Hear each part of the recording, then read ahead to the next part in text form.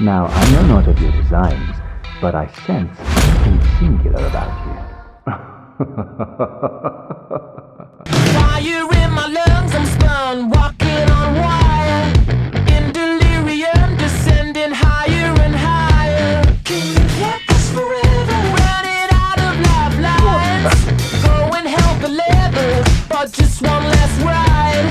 Gravity's pulling me down. This time I got myself found, but just before I turn out the lights.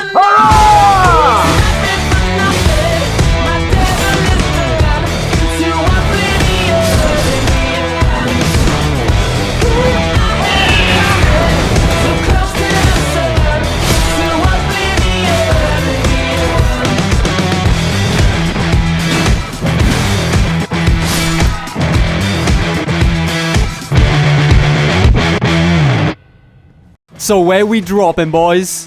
Oh wait, I'm still solo. I might be able to beat Elden Ring hitless, but a friend? Yeah, that shit's impossible. Anyway, let's run the game plan. Right off rip, I noticed my Churches of Marika were at opposite ends of the map. My RNG sucks. I quit the game. I mean, I took out this first encampment of enemies to gain enough runes for level 2.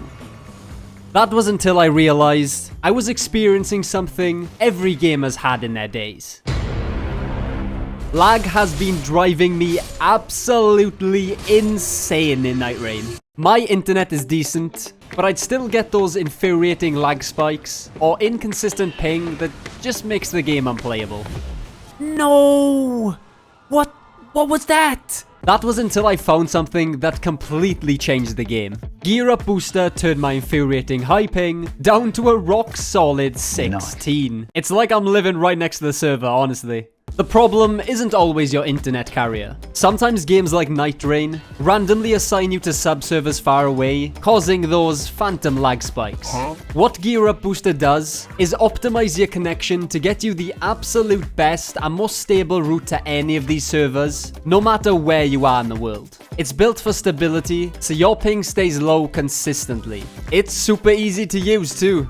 Just select the app, click your game, and then boost away. GearUP is used by some of the top esports teams like TSM, and tons of pro players rely on it. It's completely safe and secure, and honestly, I'm not playing multiplayer without it now. If you want to cut out that frustrating lag, and finally get that smooth, responsive gameplay you deserve, then check out GearUP, link in the description. Now on to the first boss. Do you wanna build a snowman? No, I wanna smoke some blow, man. I mean, die, fiend! I eat white round things for breakfast. I don't know what that means, but it sounds funny. Alright, let's see our goodies. Sacred weapon off rip. Our luck's turning around, boys. My biggest goal right now was to hit those Churches of Marika as soon as I could for that sweet, juicy Estus. I tell you what though, folks, that's bloody nice. God, I love having a bunch of heals so I don't need to dodge. Speaking of not dodging, in between collecting healing items, I decided to hit the Virgin. Yes, you heard what I said. I swung my big axe at the Virgin, but she struck back.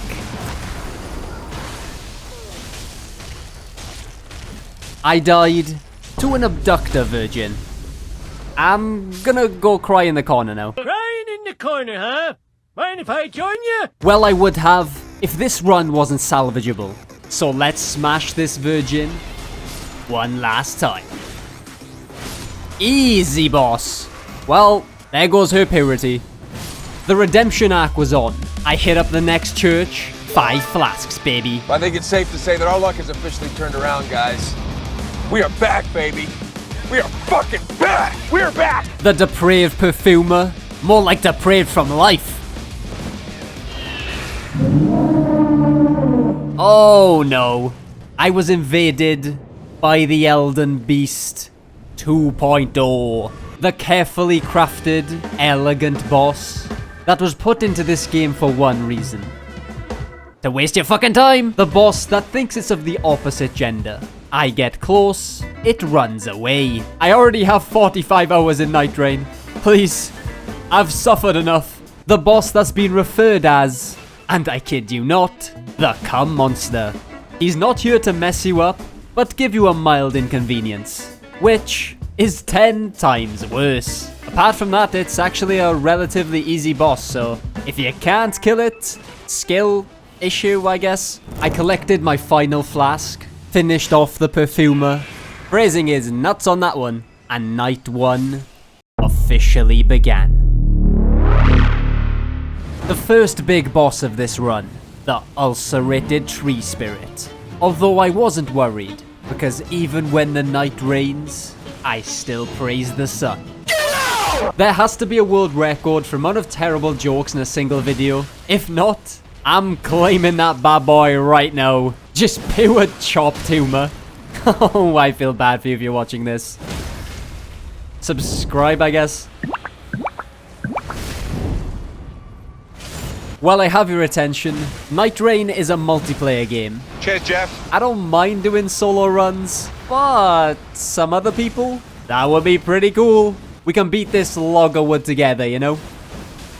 So, all I'm saying, if you make content and want to run some games together, feel free to hit me up.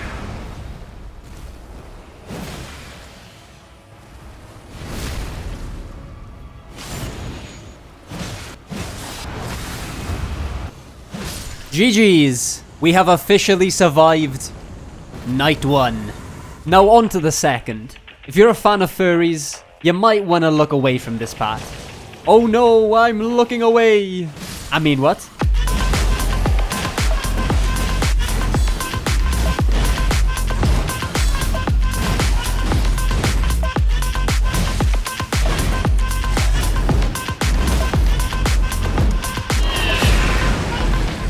Killing Leonine gave me enough runes to buy a revive at the nearby merchant. Because even though solo is apparently impossible, you can just buy a revive, so work that one out, chief.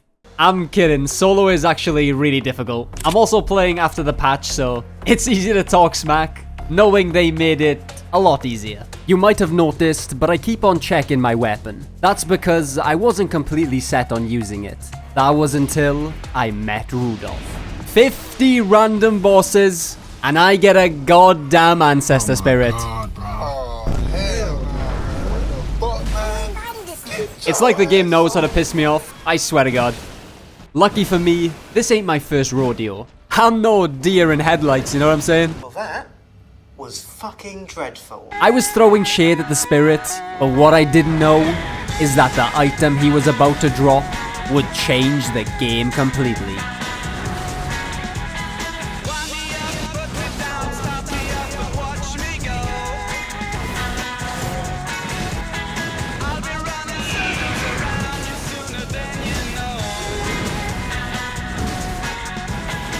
A legendary item, a second revive.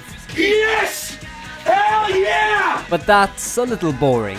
Instead, I was more interested in the golden halberd.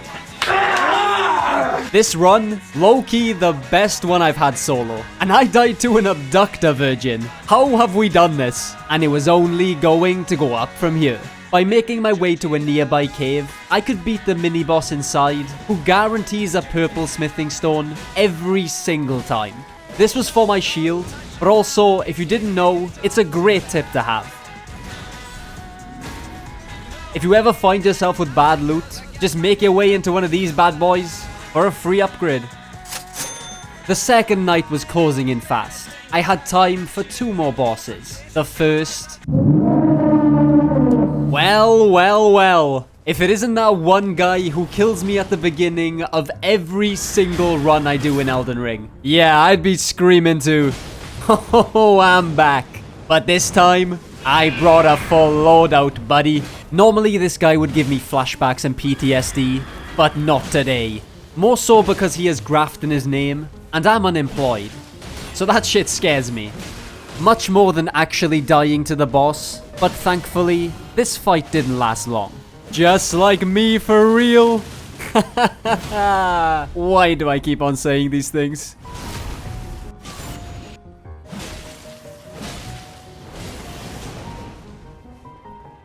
Let's go, GG's.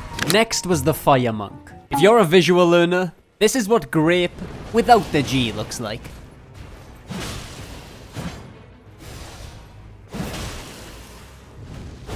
Oh my. That is something, alright.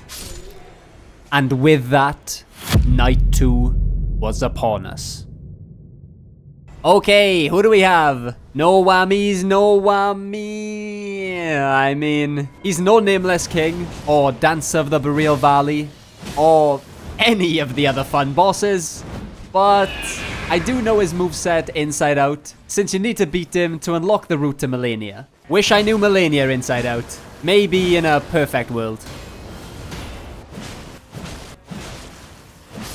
Imagine if she was a boss in this. Her waterfall would end so many runs. Just looking up in absolute disbelief as she pulls it out. She then recovers like 90% of her health off it too, like in base game. That would be so funny. Honestly, I think they should add her just for the memes. While they're at it, they could throw in a Slave Knight Gale and a Sister Free too. Oh, that would be peak. That's when the real cinema happens. But hey, we got a Godskin duo, a couple of gargoyles, you know, Draconic Tree Sentinel with extra friends instead. Wait, who the hell signed off on this?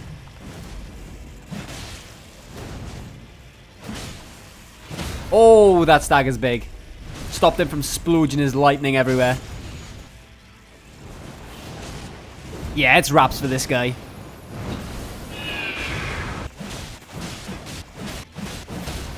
And backshots to finish it. That is unfortunate, my friend. With the boss defeated, the second night came to an end. The final merchant sold me a second revive.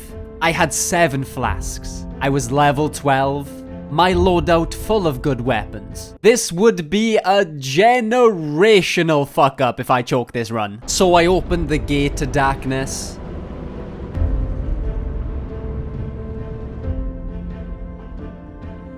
To face the 8th and final Night Lord. The shape of night. Sunlight versus darkness. Could I finally find my son? Or would I be consumed in this absolute cinema of a fight? We are amidst strange beings in a strange land. The flow of time itself is convoluted. The very fabric wavers, and relations shift and obscure. But I am a warrior of the sun. The sun is a wondrous body, like a magnificent father. If only I could be so grossly incandescent. And there we go. We beat the final boss.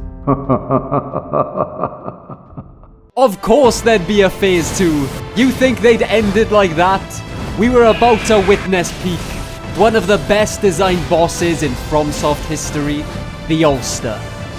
This is where true cinema begins. I could feel a white tear streaming down my leg. I was at the edge. Of my seat, I mean. Garo from One Punch Man would tremble at the sight of this boss, beast-looking thing. He opened up a brand new universe, searching for any where you actually get some bitches.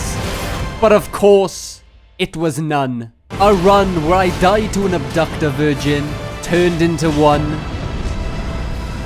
where I slayed a god.